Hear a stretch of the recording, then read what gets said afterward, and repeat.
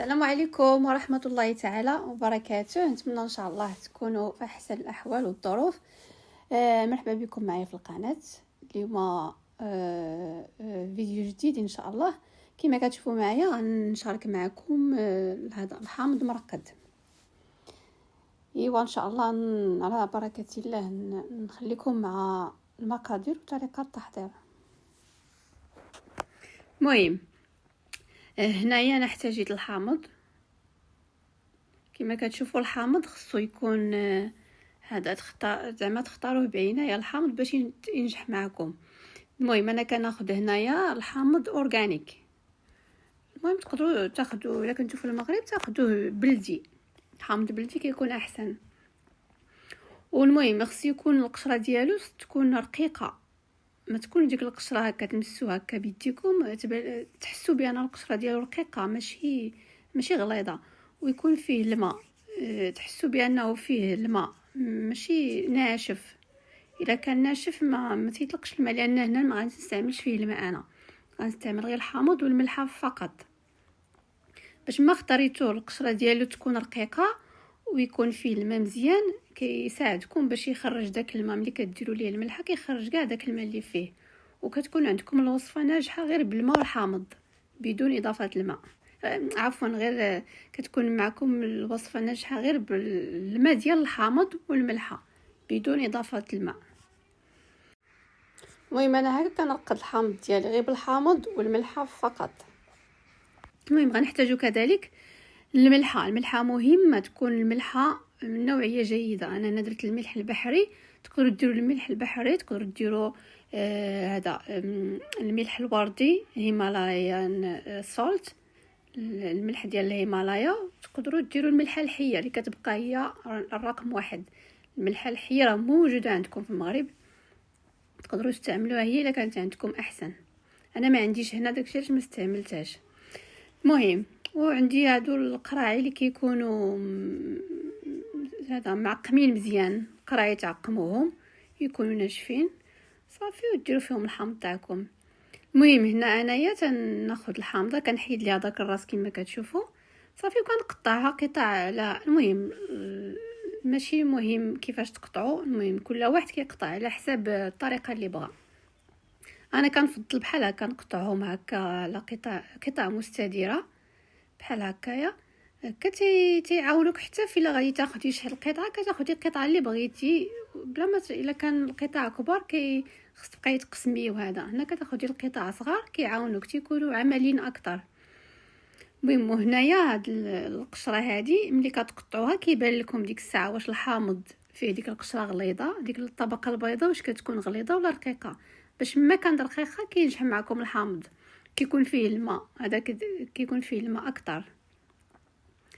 المهم انا غنستمر على هاد الطريقه حتى غنكمل كاع الحامض اللي عندي، وان شاء الله نوريكم المرحله الثانيه. المهم هنايا انا صافي بقات لي غير واحد الحامضه، صافي غادي نقطعها معكم وغادي ندوزو للمرحله الثانيه اللي هي غنديرهم في القرع. غنضيف لهم الملحه وكيفاش غنديرهم في القراعي. المهم شتو الطبقه هنا كتكون رقيقه، ديك الطبقه البيضاء باش ما كانت رقيقه كينجح معكم الحامض، تيكون فيه الماء مزيان وكيجي مزيان. القطع انا كنقطعهم على هذا الشكل هكا رقاق. المهم كل واحد راه عنده ليه الاختيار كيف يقطع الحامض كيما بغا.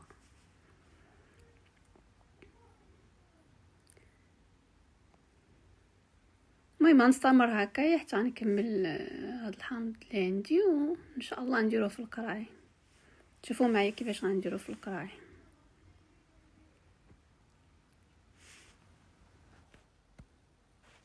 المهم هنايا تناخذ القرعه تاعي اللي معقمه وهذا من قبل، كناخذ واحد القطعه ديال الحامض كنديرها هكا كما كتشوفوا غير شويه هكا في الملحه، وكنديرها في القرعه ديالي. باش ما كندير الحامض في القرعه كنحاول نستف، وكندير واحد الديكور زوين في القرعه. ملي تعمر كيبان داك الديكور في الجناب. المهم غتشوفوا معايا كيفاش بحال هكا. دابا كندير هذا وانا كنستف، وانا في نفس الوقت كندير داك في الجوانب كندير داك الديكور، كندير واحد القطعه شي بحال هكا باش ملي نسالي كيبقاو دوك الجوانب باين فيهم ديك الدوائر الحامض. المهم حاجه مهمه باش ما كنستف خصني نضغط على داك الحامض باش علاش باش ما يبقاش الفراغ ديال الهواء. خص الهواء ما يكونش كيدور عندنا في القرعه، غير كتستفي كدير 2-3 القطع وكتضغطي مزيان على داك الحامض. في نفس الوقت داك الهواء كيحيد وفي نفس الوقت هذا الحامض كيطلق لنا الماء. المهم باش ما كنستف كنضغط حتى كنكمل كاع الحامض ديالي.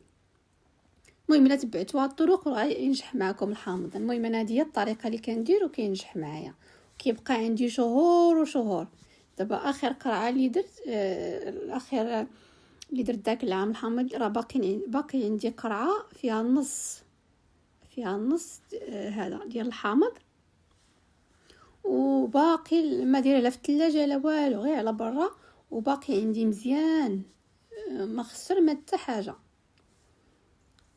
داكشي علاش انا كنفضل ندير الحامض غير بالماء غير بالحامض والملحه فقط، ما كنديرش ليه الماء نهائيا، كيدي مده طويله.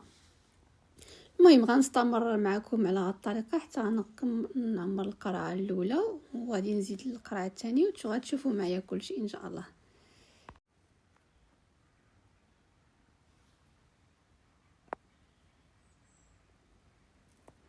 المهم من بعد ما كملت الحامض اللي عندي، المهم هذا الحامض عطاني انا 2 قراعي وما شاء الله الماء خرج الماء ديالو كامل.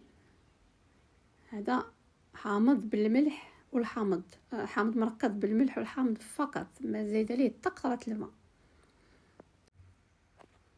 مهم واحد الحاجه مهمه هو خص هذا الفم ديال القرع يتمسح مزيان قبل ما كنسدوها. المهم مسحتهم مزيان من الفم ديالهم وغادي نسدهم وغنخليهم حتى الغد ان شاء الله، وغتشوفوا معايا اليوم الثاني اشنو غندير المرحله الثانيه اللي غندير ليهم. المهم الحامض عندي كيجي على هذا الشكل هكايا.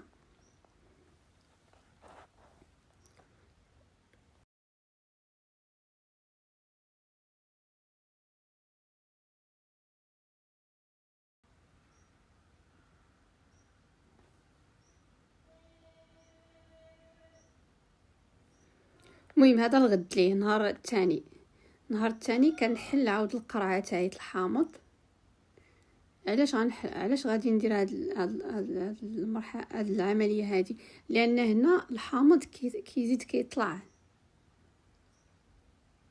المهم كيزيد كيطلع على المستوى الماء كينزل والحامض كيطلع، لان كيكون واحد نوع الاختمار كيبدا يختمر. صافي كنشد شي معلقه بحال هكا كنضغط عليه مزيان بحال هكا باش يبقى الحامض لتحت والماء الفوق. صافي هنا راه طلق تقريبا كاع الماء اللي عنده، الماء اللي فيه كاع طلق لان خليته ليله كامله. صافي هنا كنبقى نضغط مزيان بحال هكايا، نضغط مزيان صافي حتى كيولي مستوى الماء هو اللي طالع فوق الحامض. صافي هذا علاش خليته حتى النهار الثاني، حيت ملي كديروه بالماء صافي كتاكدوا راه الماء مغطي. ولكن ملي كيدار بالملح والحامض ضروري دار هاد العمليه هذه باش المهم تكونوا متاكدين الحامض ما يخسر لكم ما والو. صافي المهم كنبقى هكا بمعلقه كنبقى كنضغط حتى كيطلع الماء الفوق وتيبقى الحامض لتحت. المهم هنايا ممكن تخليوه هكايا صافي تمسحوا القرعه الفم القرعه وتسدوا عليه. ممكن ديروا اضافه اللي هي زيت الزيتون باش تكون واحد الطبقه عازله باش ما يدخل ليه الهواء. المهم هكا راه الماء كاين الفوق ما تخافوا والو. بغيتو تزيدوا زيت الزيتون زيدوه، بغيتو تخليوه هكاك خليوه. المهم خصها القرعه تسد باحكام صافي وديروه في واحد المكان اللي هو مظلم ما تخافوا والو. المهم كنقول لكم كنتمنى ان شاء الله الوصفه ديالي تنال الاعجاب ديالكم. المهم انا حاولت نشرح ما امكن لان كاينين مبتدئات مازال ما تعرفوش هذا داكشي علاش حاولت نشرح بالتفاصيل. المهم كان هذا هو الفيديو ديالي، كنقول لكم السلام عليكم حتى الفيديو ان شاء الله اخر. دمتم في رعايه الله، دمتم سالمين.